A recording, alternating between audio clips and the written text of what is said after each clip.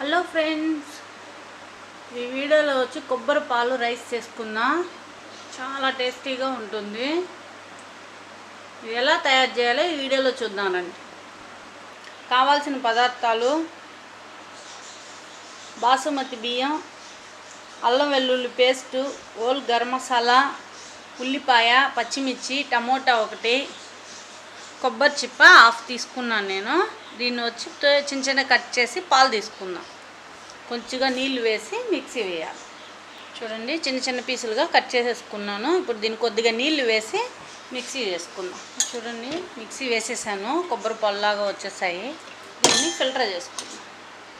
మెత్తగా వేసుకున్నాం. కొద్దిగా తీసుకొని ఫిల్టర్ చేసుకుందాం. ఒక్కసారే కొద్దిగా నీళ్ళు ఎక్కువ వేసి బాగా ఫిల్టర్ చేస్తే సరిపోతుంది. నీళ్ళు కొబ్బరి పాలు వచ్చేస్తుంది. ఇప్పుడు ఎలా రెడీ చేయాలో వీడియోలో చూద్దామండి. కుక్కర్ పెట్టుకున్నాను. నేను కుక్కర్లోనే చేస్తాను. నేను నూనె వేసుకున్నాను. మీకు కావాలంటే నెయ్యి కూడా వేసుకోవచ్చు. నేను లాస్ట్లో కొద్దిగా నెయ్యి వేసుకుంటాను. అందువల్ల ఫస్ట్ నూనె వేసుకున్నాను. హోల్ గరం మసాలా వేసేస్తాను. ఉల్లిపాయ ముక్కలు వేసేద్దాం. నేను ఒక ఉల్లిపాయ వేసుకున్నాను.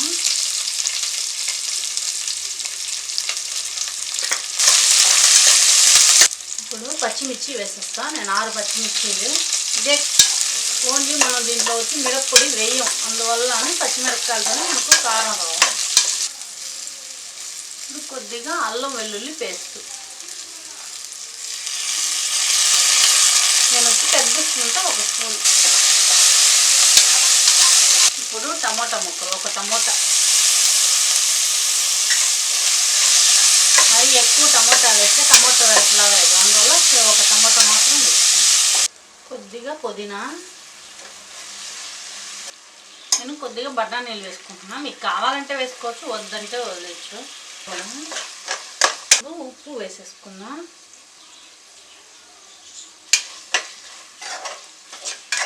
నేను ఈ గ్లాస్తో రైస్ 2 గ్లాసులు తీసుకున్నాను. అలాగా ఇప్పుడు మనం వాటర్ వచ్చి నాకు పాత బియ్యం కాబట్టి నేను 2 గ్లాసులు వాటర్ వేసుకుంటాను. మీరు వేసుకునేటప్పుడు కొంచెం తగ్గించి వేసుకోండి. పాలు వేసుకోండి, కొబ్బరి పాలు.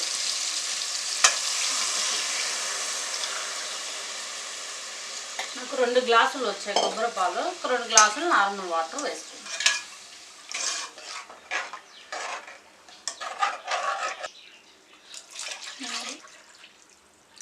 4 గ్లాసులు వాటర్ వేసుకున్నాను. కొబ్బరి పాలు 2 ఉండండి, ఈ 2 వేసుకున్నాను. ఉప్పు అంతా వచ్చి ఇప్పుడు చూసేసుకోండి కరెక్ట్గా ఉన్నవాళ్ళని. మళ్ళీ రైస్ అంటే మళ్ళీ వేయలేము. నేను వచ్చి 1/2 అవర్ నానబెట్టుకున్న బాస్మతి రైస్. 1/2 అవర్ నానబెట్టుకున్నా. ఇప్పుడు వేసేసుకున్నాను. 2 సార్లు కడిగి అట్లా నానబెట్టేయండి 1/2 అవర్. మళ్ళీ ఆ తర్వాత నీళ్ళంతా ఫిల్టర్ చేసి వేసుకోవచ్చు. నేను కుక్కర్ మూత పెట్టేసుకున్నాను. అంటే నాకు వచ్చి 2 విజిల్ పెడతాను. మామూలుగా వచ్చి 1 విజిల్ ఫుల్గా వచ్చినా 2వ విజిల్ వచ్చే టైంలోనే స్టవ్ ఆపేసేయండి. ఆవిరికి ఉడికిపోతుంది. నాకు 2 విజిల్ వచ్చేసాయి. స్టవ్ కట్టేసాను.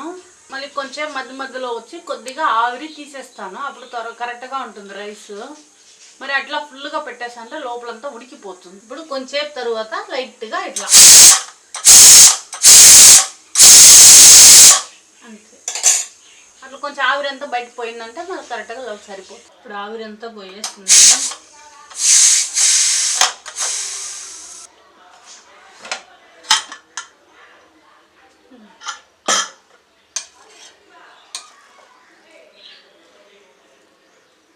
మరి ఎక్కువ కలపకండి, లేస్గా.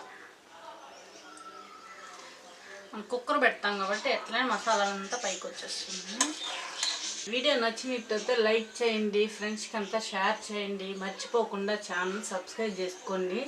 నేను సర్వింగ్ ప్లేట్లో తీసేసుకోండి.